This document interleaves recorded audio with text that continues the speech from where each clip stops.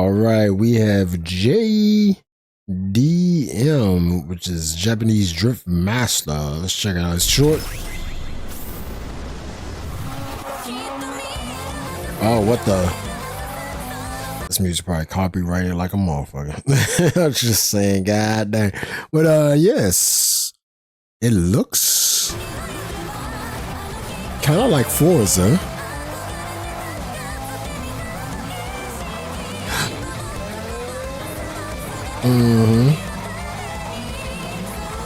Yeah, that looks like Forza.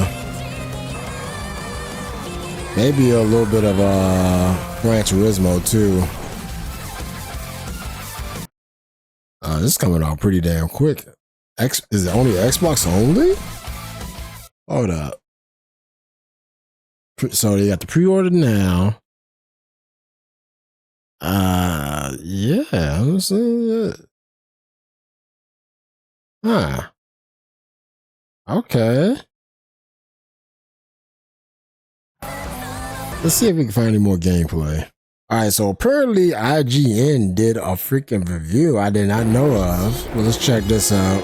Japan may be the birthplace and spiritual hub of drifting culture, but Poland is home to the incredible Bartek Oskalowski. After losing both arms in an accident, he became a pro drifter and is the only professional sports driver in the world who steers with his foot. So yes, on paper, sure, it's perhaps a little incongruous that JDM Japanese Drift Master has been conceived and crafted in Central Europe. But it's not unprecedented, and a simple matter of geography was clearly not going to stop Warsaw-based developer Gaming Factory putting together this I want to have some Cruising USA type stuff. Turning corners sideways, belching white smoke and looking cool while doing it. Sure.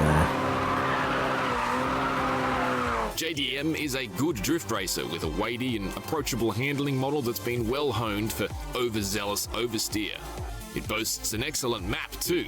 It's filled with eye-catching and authentic detail. Okay. However, it's also currently undermined by a very poor grip racing mode, wonky AI, and uneven difficulty. And it seems a bit like a project car that's been pushed out on track before it was quite finished.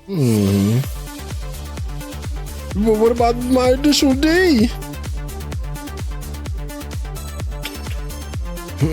JDM is a story-based open-world racer set in a fictional slice of Japan and featuring 250 kilometers of roads to drive, from dense city grids and raised freeways to skinny, snaking mountain passes and blossom. So we can go anywhere then. That's good.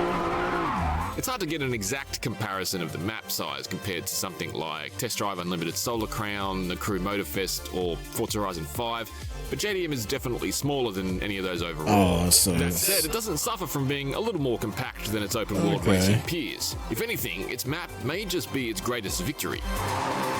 I don't know. People like going fast and through stuff, but this is drifting game. So showstopper. Trees burst with pink, and the quaint little towns on the central lake are brimming with character and charm. For sure, it's Japanese culture. Its primary strength, however, is its insistence on far more realistic road widths than we mostly find in other open-world games. Developers generally opt for wider streets to give us more forgiving ribbons of tarmac to race on, as it makes overtaking and navigating through civilian traffic easier. JDM leans away from this philosophy and towards roads that are narrower and more challenging to navigate, and they regularly remind me much more of rally stages than a traditional open-world racer. Several sequences of linked hairpin corners are a particular highlight. They're an absolute must for a game like JDM, and Gaming Factory has delivered. So it's like pretty much just like a different style of racer, a little through bit. and around country traffic, rather than simply blaze up the center like you can in games with luxuriously wide lanes built to keep NPC vehicles far apart. This does technically bring the overall pace of JDM down, but the good news is that there's actually still a really effective sense of speed. Thanks to the narrow roads, everything whips by extremely quickly based on sheer proximity. Like I said, you're not going to go like super fast down the road and stay there for like a good solid maybe minute or 2 minutes down a freaking long open road like in Forza or something like that. It keeps going and going. You're just gonna have to drive real quick there, and then you might have to turn and drift. So Yeah, it's different philosophy of driving. Racer at heart, and definitely not a hardcore drift simulator. I was like, where's the wider lens at? But you know, it's like in dips. My car through tricky and tight gaps. It's demanding in a different way, and at a minimum, it helps set JDM apart. Yep.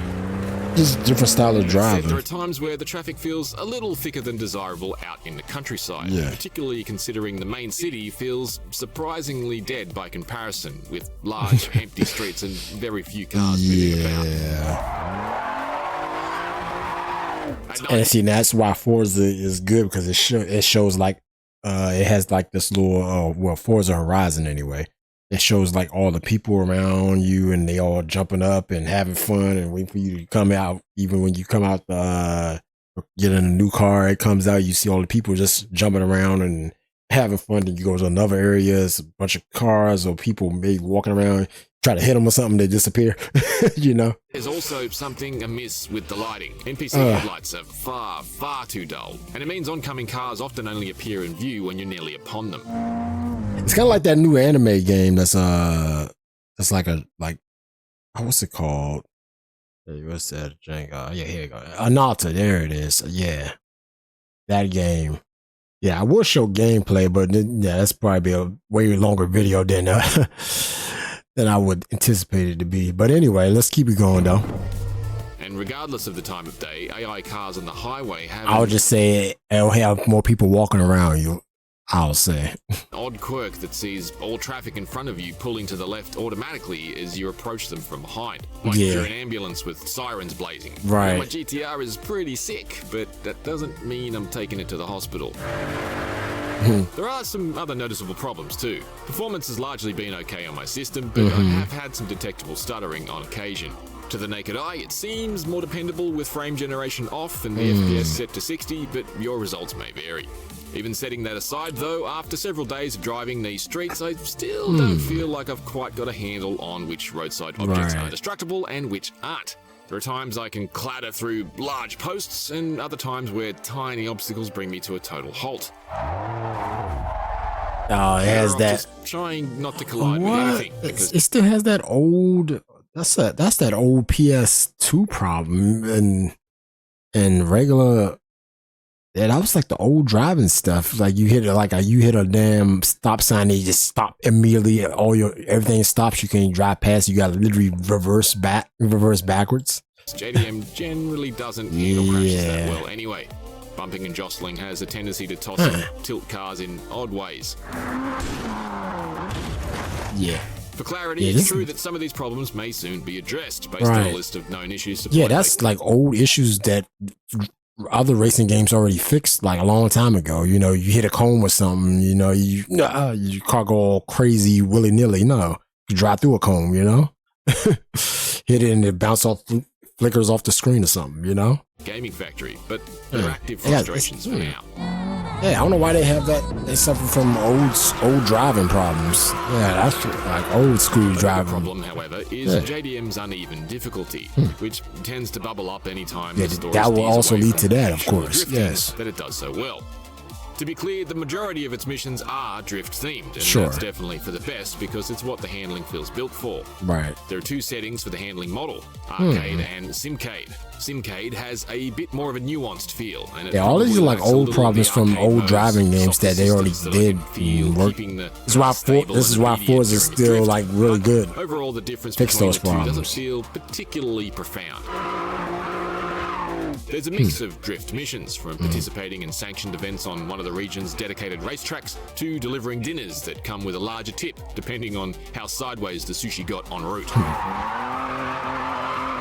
Score requirements for drift missions are forgiving, and I rarely found myself needing to repeat them. They're mostly a pretty light challenge, but I'm okay with that. Sure. Frustratingly, anytime drifting is not the primary objective, things falter significantly. JDM's take on grip racing is deeply unsatisfying and proved to be a real bottleneck for a while, with AI opponents that drive directly into and sometimes Tell you the truth, it looks like it's like an old Need for Speed game. Not even this is like this is like before Underground happens in Need for Speed. This kind of reminds me of that. I don't know why. At any of these races. In my case, the AI just galloped away like scale electric cars as I struggled to get any drive out of the corners. I like that the person inside the thing moves. I like that. Upgrade you can. You won't know if it's fast enough till you try because there's no real indication of the performance level of your opponents' cars in these races. It doesn't help that JDM is not really a great communicator.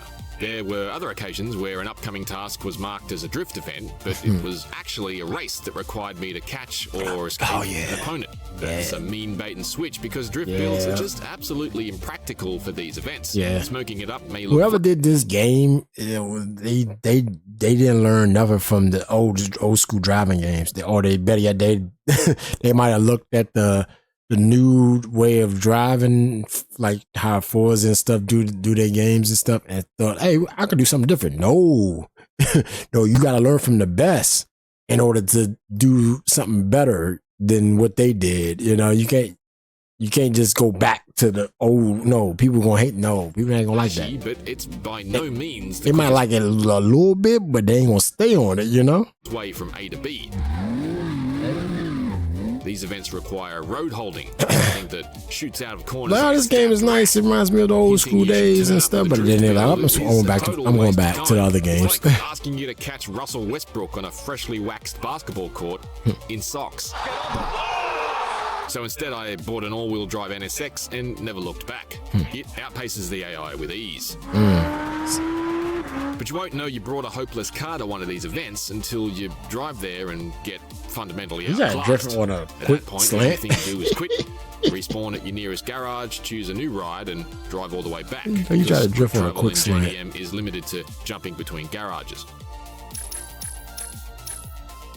I mostly wasn't bothered by needing to drive to new events because if driving wasn't fun, I wouldn't be here in the first place. But it did great in these instances. As a story-driven racer, JDM stitches all its events together with regular manga-inspired graphic novel pages, which you can read from right to left, as is the case with Japanese manga. It's not my scene. I have no meaningful history with manga, and I very quickly lost track of who all the characters were. But I admire it as a cute and on-brand way of injecting some extra personality into JDM, even if it is extraordinarily cheesy and hilariously horny. Yeah, it's not the best, but yeah. The last time I was surprised by a sex scene in the story of a racing driver, I was watching Days of Thunder, and Tom Cruise was trying to slingshot a packet of Sweet and Low into Nicole Kidman's crotch. You're not gonna do anything weird on my leg, are you, Cole? No, I'm here for the cars, and while just over 20 is an admittedly slim selection compared to just bigger 20 peers, the garage does hit some key notes. No. For an indie racer, it's honestly impressive that these are largely licensed. Honda, Nissan, Mazda, and Subaru all make official appearances. So that's what they spend their money at. Really crucial credibility to the overall love letter to drift culture that JDM is. That's why they still have some of the old racing problems, because they spent all their damn money getting this.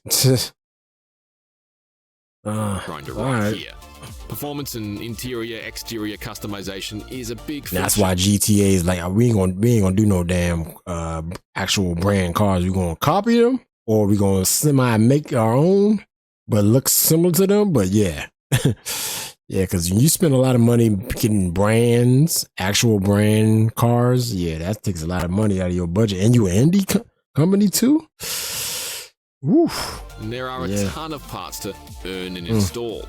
It's impressively Need for Speed adjacent from such a I literally just said developer. that. I literally just said that. Rate, I tend to keep my cars more understated. If you want a Katana, like I said, it's like an old Need for Speed before Underground, before they start making the switch. After the roughly 10-hour story ends, collecting the remaining cars, dabbling with modifications, Hot Pursuit was not bad either. Is largely what's left. It was not. But yeah, I loved Underground though. Events where you can bet on how many points you think you'll score, but that's about it. It's just not compelling me to stick around. Gaming Factory is promising more modes over the next 9 months, like an expanded driving school, missions, a photo mode, and Oh, split no screen, mode? which would be a big deal because there's no online multiplayer. Okay. However, the side effect of all these plans is that it leaves JDM feeling Like I said, they spend all that money on them damn brands. First place, and So they ain't got a lot of this early access stuff. game that hasn't actually been identified as such. Like I tell you, I don't even know the problem. It's the brand. Put all that money in them JDM, brands. Japanese Drift Master, is a hugely ambitious and earnest racer that's very clearly in love with the art of drifting as sure. much as its intended audience is. Yeah, I can see it. With its regularly gorgeous and interesting I find it close up. robust drift handling and a mostly licensed car list, it also POV. reset my expectations of the scale that can be achieved by indies in the racing space. Unfortunately, while I had a good time cruising and drifting, the same can't be said about the unwelcome surprise events that render your drift cars out of their element, or the poorly optimized grip racing mode plagued with clumsy AI. Yep.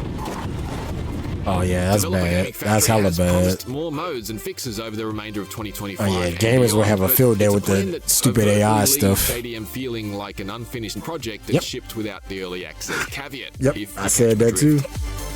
Oh, yep. Like I said, when I first saw the thing, I was like right where? Like right around here when he was talking about like the cars and how far you can go with it. I'm like, okay, it's small density. It's not big as a lot of like worlds and driving games now because it's indie, but at the same time, we've seen indie games that can be a freaking amazing, you know, just by stuff coming out of Korea and alone, you know, and other game companies too, just popping up. So yeah, I'm like, there's no excuse, but there's also an excuse, you know. It's like there's no excuse, but you making it hard for yourself when you're trying to promote actual brand deal cars in your game, and you know how much they might want money out of you to put their car in the game. So yeah. So yeah, he right about the half baked deals and stuff. And I'm looking at it too. I'm just like you don't see like the live, you know, when you drive and stuff. You got to, you know, you want to feel like you're driving, like you're picking up speed. This doesn't look like you running full speed and driving. Even when you're drifting, like what's that? What was it, Ridge Racer? I think. Like when you play that game and you play like other racers also, that when you try to like drift, you try to turn and you see the camera like pans out and like Burnout or something like that, it's just like, yeah, you know, you gotta get that dopamine feel, you know. But this feels like yeah, it's half baked pretty much. It's like you can make this type of game, but it's not gonna last long, like. Because there's other racers out here. Because you literally play other racing games for a better racing experience, for the most part. If any person that plays any racing game, you're looking for a better racer than the last one you played most of the time. Sure, you did have fun, but you're looking for the best one. Because what was it back then? It was like Need for Speed and Gran Turismo. What came after? Burnout, Ridge Racer, all the other random title games that came around and just packed and left, and you saw like maybe split second here and there. And those games were fun. Twisted Metal, you're like, oh yeah, these fucking amazing fun games. Play with your friend and buddy for a little bit, just to, you know, have fun and shoot people and all that other stuff in a car. It was so silly and cheesy, all that stuff, but it was great, very great. And then when you want to get the real deal, you play like a Gran Turismo, or like I said, a Need for Speed maybe, somewhat, or anything like Professional Racer or something like that. And then like, you know, if you want to get into bikes, you get MotoGP and stuff like that also. Play the hell out of those games. But yeah, you're always looking for the fun part of the game, and you're always looking for a better racing experience for the most part. So yeah. Overall, this game is from the looks of it, it's like, I wouldn't say it's good, but it's definitely like an old. If this was back in the 90s, sure, this would have been like one of those games that you can put next to the other racing games. But now, yeah, there's no excuse to have an old style like this. They need better. You know, like I said, this game's right now that's not even like a racing game per se, but they got cars in it, like I just mentioned, that can probably have better driving than this, and have a lot of more space out stuff. So yeah, there you go. That's my take on it. Did it deserve a 6? I could say a 6. I could say maybe a 5 in my opinion, because I know this is an indie studio, but yeah, you gotta do better, baby. Gotta do better. That's my opinion. Can't keep it out. Can't keep doing old stuff. It's like a fighting game. You know, you're looking for a great fighting game to play. There's a variety of fighting games, but you always there's always gonna be like the top 2 or 3 fighting games that's out there that people will go back to. You know, Street Fighter, Mortal Kombat, Tekken. That's all. That's like, you know the deal. There's other fighters out there you want to say play as and stuff like that, but there's always gonna be, you always gonna find the big one to go back to, you know. So yeah, that's my take on it. Yeah, have a good one.